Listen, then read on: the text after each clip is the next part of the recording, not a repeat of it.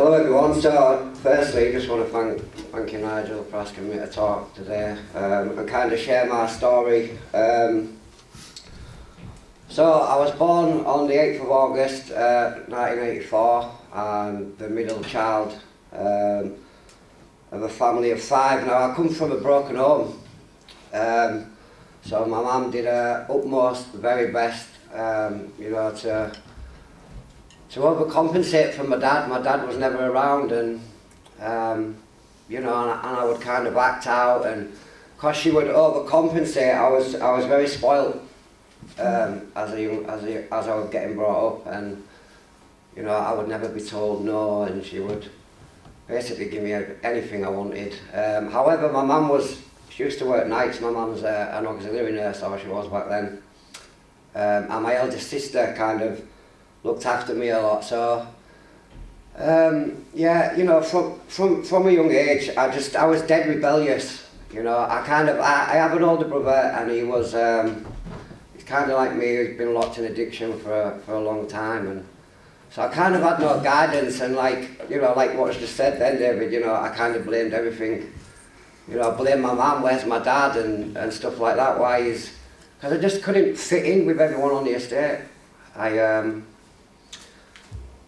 And then my mum had met someone else, and I kind of rebelled against him, and we've been, we kind of moved up and down the country. So I would get settled in one place at school, and then we would move again, and I'd be left with no mates, and I just couldn't fit in. So I'd work really hard on making these friends, and then I'd be uprooted again.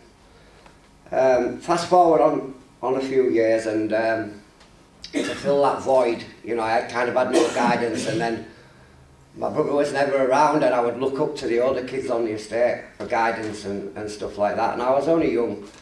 I had my first child, out of wedlock when I was 14. She was pregnant when I was 15 when he was born.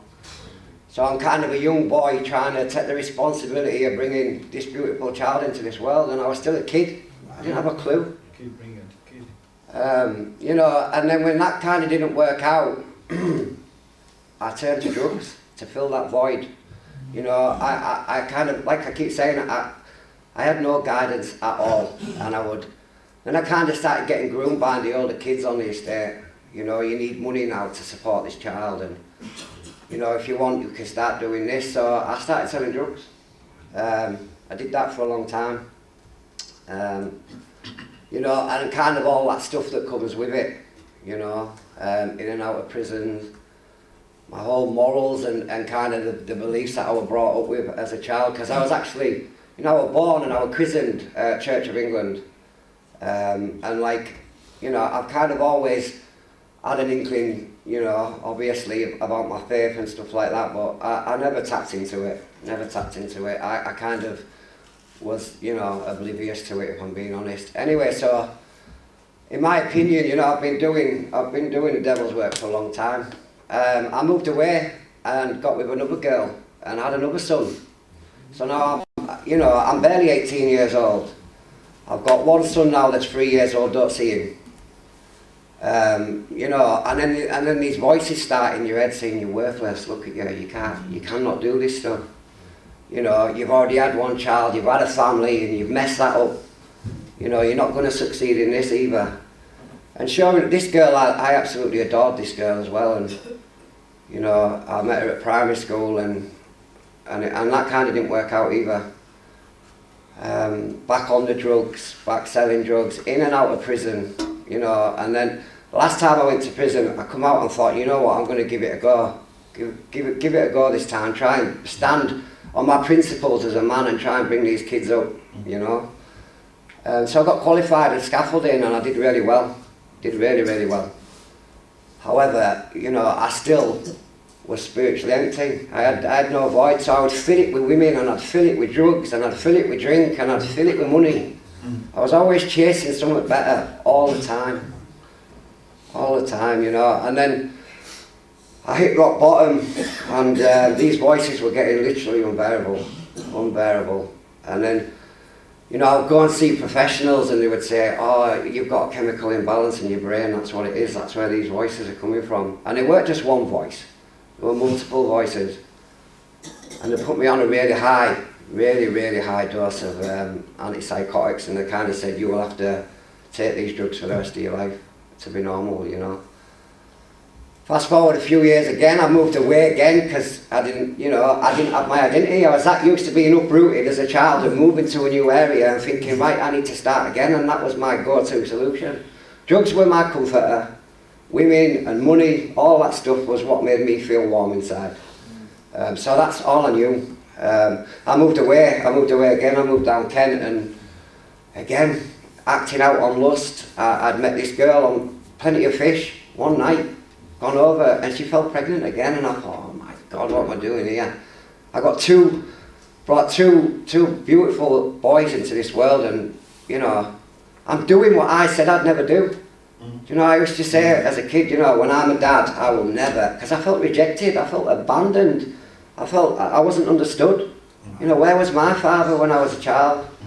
And I always used to say I would never be that man, and I turned into that man. And I struggled with that for a long time. You know, the guilt and the shame around that kind of stuff. But this time was different. I've got a beautiful little girl called Star. You know, and again, same patterns again. Voices starting in my head, and boom, you know, that fell apart again. Moved back to York. So at this time, I brought 3 beautiful children into this world and didn't have a relationship with one of them, which caused me, you know, to start listening to these voices. You are not good enough. You will never, you know, you don't deserve to be here. You don't deserve to do well. You deserve to be locked in your room on your own and just using drugs. And that's kind of, towards the end, that's kind of what I'd accepted, you know. And it went on like that for a long time. You know, I like to share this a lot because I had a flat in Middlesbrough town centre, and it was in the town centre. Now I could hear the whole world going on around me, and I've never ever felt so alone in all my life. You know, last year was a really tough year for me. I tried to kill myself 3 times last year, all for these voices. I'd give in to these voices. I was like, yeah, you're right. But do you know what? I would take drugs that probably no one else would have survived, if I'm being totally honest. And I'd wake up every time. So obviously, you know, it's only God's grace that I stand here today before you and to be able to share my story. I should have died. I should have died more than and I do believe that, like, God works through other people. You know, I remember crying in my flat on my own on my knees saying, please Lord, and looking back at it now, you know, it's the, do you know when you just get that feeling someone's gonna, you know, it's gonna turn out all right, it's gonna be all right. That night went, and out of the blue, I hadn't spoken to my brother in absolute years, and he said, right, I'm coming to Mum's tomorrow. And he came down, and he could see what kind of, you know, how I was, and I wanted to change my life. And he said I might be able to help you out. And he made a phone call, and this was on the Friday night. On Monday morning, I was dropped off in Colne at a treatment centre, Alicia House. I believe that God put... I hadn't spoken to my brother in years, you've got to understand this. I didn't message him, I didn't reach out to him, he reached out to me. Yeah. You know, and I just can't get my head around it. Anyway, so I've landed in there on the 18th of December last year, and I was a broken man. I literally couldn't lift my eyes off the floor. I had no confidence. I'm still working on that today, you know. I carried a lot of guilt and shame, and the good thing is that, you know, I came in there in December and I started going to church with Greg in January, and as soon as I got into the room, I was just like, you know, the whole energy changed. I just felt love and warmth, like I did have a place in life, you know, and I was meant to be, you know, I was meant to be standing there, you know, because I was told for years, you're not good enough, you're not good enough. And I surrendered to God there and then. You know, and he's been doing some absolutely amazing things in my life already. You know, I can't stand, I'm not going to lie and stand here and say that I can quote scripture and stuff like that, because I can't. I'm on a new journey with God. Yeah. And, you know, I believe He's with me all the time. You know, and my daughter, this is another thing, I'll share this. My daughter, out of nowhere, I was praying around this situation for a long time. You know, I was on my hands, I get on my hands and knees every morning. Because all glory goes to God while I stand here today. I show my gratitude every day. I was praying around this situation about my daughter, and I was sat on the sofa one night, and out of the blue, ping, it was my phone. I looked at my phone, and it was Star. And she said, you know, I want to come and see you. First bit of contact in 6 years. If not more. How old is she? She's 12. She kind of, there's a bad situation going on back there, but do you know what? I kind of look at all these things that I've been through in life now, and you know, what's God trying to teach me here? You know, what is He trying to show me here? And I believe He's guided me into recovery. You know, I believe now that I've broke the chains of addiction. You know, I've worked for the devil for a long time, and since coming into recovery, I have compassion towards people now. I have humility for people now. I just want to see people do good. People want to see me do good, you know. I've never cried in a room full of grown men before, you know, because the world would always tell you that you're weak, you know, that's not the right thing to be doing. And I just feel like now, like the unity I've got now and the friends I've got around me now, that I have finally found my place, you know, in this world. I'm starting to do, me, Cleon and Richie are starting to do this, getting training for a recovery course now, run at a church from a Christian angle. You know, I'm not going to, like I say, I'm a work in progress. Yeah. And it's because of the grace of God, you know, I'm standing today.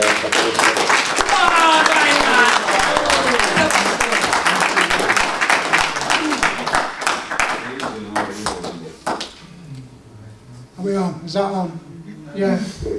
You know, when that started, I wouldn't think it's pretty obvious if he's in Elisha House, he hasn't been in recovery very long yet. Yeah, but when just as he was listening to, as he began his story of who he used to be, for me, I'm thinking, oh yeah, this is, you know, this is a long time ago. And I got like a sudden shock when he's talking about, and I got to Elisha House in December. This is brand new, isn't it? This is like six or 7 or 8 months. But you know, there's something about you, there's a strength in you, and I see it, and other people see it. And God can change you in a day. And I want to say this, I know we're going to go for lunch now, but I kind of had a word, you know, for, about 3 days ago, for you guys in Elisha House. And it's a bit of a strange one, and bear with me, Greg, as I say this, and you'll see it through. Don't stay in recovery too long. Reality. Don't stay in recovery too long. Does that make sense to anyone? If you break your leg, you go to hospital, you get a plaster on, it recovers, and then you're off without the blooming plaster, aren't you? And your leg's all right and you're fixed. You're a new. If you give your life to Jesus, you're a new creation in Christ Jesus, like this guy. Now, I'm not saying don't do the 12 steps, and you know we have to do the work. You talked about the man in the mirror. You said there's someone can help you. There's someone can get you going. There's someone can encourage you. There's someone can make it happen. And everyone, I bet all of you is going to say Jesus, and he didn't, did he? He said, it's you. And I went, whoa, because I was so thinking, yeah, come on, Jesus. And he goes, it's you, because we've got to do the work. And if you do the work, and if you put the time in, if you put the hours in like Paul did in prison, this guy's got it all going for him right now. It's because he worked hard in prison. Yes. He talked about categories. He talked about categories that you find yourself in. You think, how did I end up here, a blooming junkie? But that's what I am now, so I'll just carry on being one, you know. How do you find yourself doing? How many years in prison? There's 3 guys in this room today, they've racked up, I'd say they've racked up 60 years between them in prison. And I'm not, you might better add to that list. How do we find ourselves there? But we do, don't we? It's those categories we find ourselves in. But you don't have to stay there. You don't have to stay there. Yes. You know, I know guys who've been clean 5 years or whatever. 5 years. Still in recovery. Get out of it. You know what I'm saying? Get well, you know.